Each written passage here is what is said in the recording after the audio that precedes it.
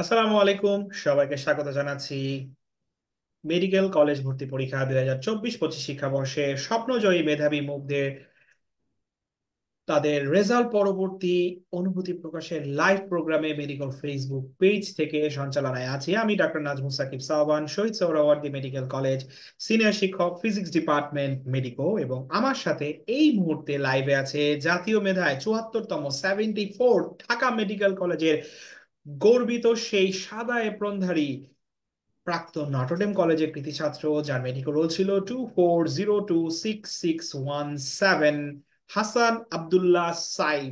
On screen আমন্ত্রণ জানাচ্ছি সাইফকে। সাইফ। আসসালামু আলাইকুম ভাইয়া। ওয়ালাইকুম আসসালাম সাইফ, তোমাকে মেডিকেল পক্ষ থেকে প্রথমেই লাইভের শুরুতে পৌঁছে দিতে চাই সব শুভকামনা, অভিনন্দন তোমার জন্য। এত ভালো একটা গর্বিত রেজাল্ট করেছো। সাইফের কাছে জানতে চাই, সাইফ, যখন তুমি তোমার মেধাক্রম 74 দেখলে, ঢাকা মেডিকেল কলেজ এটা কি তোমার মাথায় প্রথমে এসেছিল কিনা? কেন না, এবার কিন্তু মেডিকেলে কোড দিয়েছে, মেডিকেলের নাম দেয়নি, সেই মুহূর্তটা আসলে কেমন ছিল?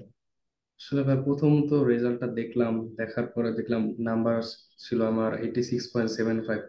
তো আমি ইউজুয়ালি জানি যে বিগত বছরগুলোতে কলেজের নাম দেওয়া থাকতো। তো আমি নাম খুঁজে পাচ্ছিলাম না। কেন জানি আমার মনে হলো যে ওয়েবসাইট কি আসলে ভুয়া কিনা।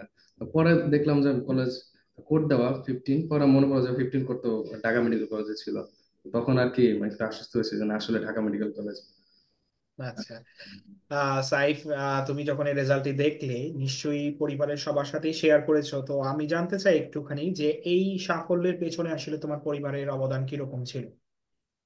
আলহামদুলিল্লাহ, আল্লাহ তাআলার অশেষ শুকরিয়ায় আমি যতটুকু অর্জন করেছি। তারপরে আমার আব্বু আম্মু শুরু থেকে সাপোর্টিভ ছিল, তাদের আর কি স্বপ্ন ছিল যে ছেলে মেডিকেল পড়বে। আর সাথে আমার টিচারদের কথা অবশ্যই বলতে হয়, শুরু থেকে যাদের কাছে আমি পড়েছি এই পর্যন্ত, স্কুলে কলেজে, তারপর মেডিকেল আমি কোচিং করেছি, মেডিকেল ভাইয়ারও অবশ্যই অনেক হেল্পফুল ছিল। তো ওভারঅল তাদের সবার একটা সম্মিলিত অবদান আছে আর কি আমার রেজাল্টের পেছনে। অনেক ধন্যবাদ সাইফ তোমাকে। সাইফ, তোমার এই সাফল্যের পেছনে যে মেডিকোর অবদান, এটা তুমি মেডিকোর কোন দিকটা আসলে তোমাকে হেল্প করেছে আজকে ঢাকা মেডিকেল কলেজে 74তম অবস্থানে আসতে? আসলে শেষ দিকে মেডিকেলের মেডিকোর যে ইন্টেন্সিভ কোর্স ছিল, সেখানে যে ক্লাসগুলো ছিল সেগুলো অনেক হেল্পফুল ছিল। প্লাস মেডিকোর যে দাগানো পিডিএফ বই ছিল সেখানে, সেটাও খুবই হেল্পফুল ছিল। তারপর মেডিকো যে ব্রাঞ্চের বাইরে বিভিন্ন ভেন্যুতে পরীক্ষা নিত, ট্রায়াল এক্সাম গুলো ছিল অনুশীলন প্রশ্নের উপর, সেটা খুবই ইউনিক একটা সিস্টেম ছিল, যেটা আসলে অনেক উপকার করেছে। তারপর মেডিকোর আরেকটা ইউনিক কি বলবো, সেটা হচ্ছে যে প্রত্যেকটা পরীক্ষার সাথে আমাদের এক্সট্রা করে পরীক্ষার বাইরেও অনুশীলনী প্রশ্ন প্র্যাকটিস করানো হতো প্রত্যেকদিন প্রতি পরীক্ষার সাথে। সেটা আমার অনেক উপকারে লেগেছে। তারপর প্রতি পরীক্ষার পরে যে পরের দিন যে উত্তরপত্রটা সহ দিয়ে দেওয়া হতো, সেখানে আমি আমার ভুলগুলো আইডেন্টিফাই করতে পারতাম যে আমার কোনটা ভুল হয়েছে বা কি ব্যাখ্যা সহ। তো ওভারঅল এগুলো আমার কাছে আর কি আহ খুবই হেল্পফুল মনে হয়েছে।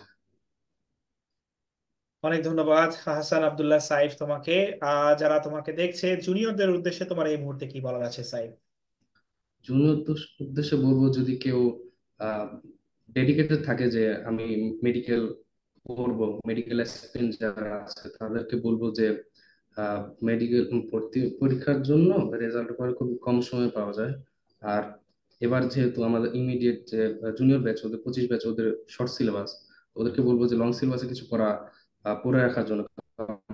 পরবর্তীতে short syllabus revision plus long syllabus যদি কেউ নতুন করে পড়তে গেলে খুবই প্রেশার পড়ে। তো ওরা যদি এটা আগে থেকে করে রাখে তাহলে খুবই উপকার হবে। আর প্লাস মূল বইটা ভালো করে পড়তে বলবো, যে মূল বইয়ের তো আর বিকল্প নেই। আগে থেকে মূল বইটা যদি দাগানো থাকে, ভালো করে পড়া থাকে, তো পরবর্তীতে কোচিং আসলে ভাইয়াদের ক্লাস করতে আর অনেক সুবিধা হয়।